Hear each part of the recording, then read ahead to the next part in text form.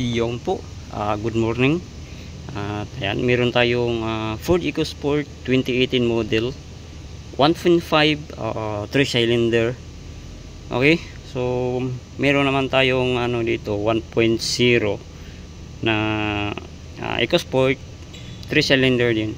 So ito ay 1.5, tapos tatlong cylinder. Okay, no? So nangyari nito ay naputulan ng timing belt, pudpud yung ngipin niya.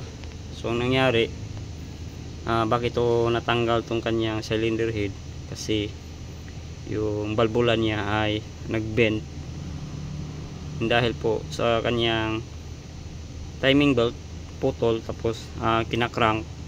So nangyari, bend talaga. Okay, so ito, yan, wala namang damage sa kanyang liner. Ayan, walang damage yan. So ngayon, i-assemble ko na po ito. Yan, meron na tayong parts. Okay, tingnan natin. Okay, no? So ito yung timing belt na napulpud yung kanyang ngipin. Yan.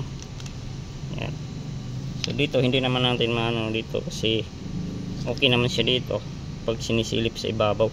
Pero doon sa kanyang crankshaft, ubos yung kanyang ngipin. So ito yung bago natin. Yan, bago natin, guys. Yan.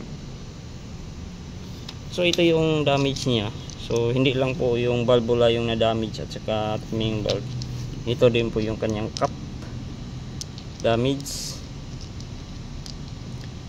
So pinalitan na lahat yung valvula at sitting na din.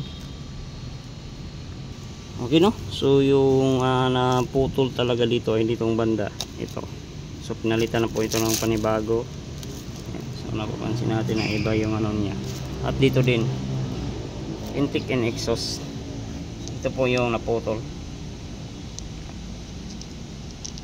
Okay, tingnan natin. Okay, yan. At saka yung kanyang valve blast, pinalitan na din ng panibago.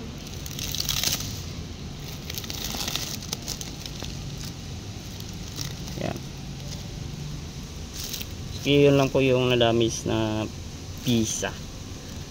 So ngayon ay linis ko muna nito at saka ikakabit na natin dito. Okay, so palit na din tayo ng panibagong cylinder head gasket.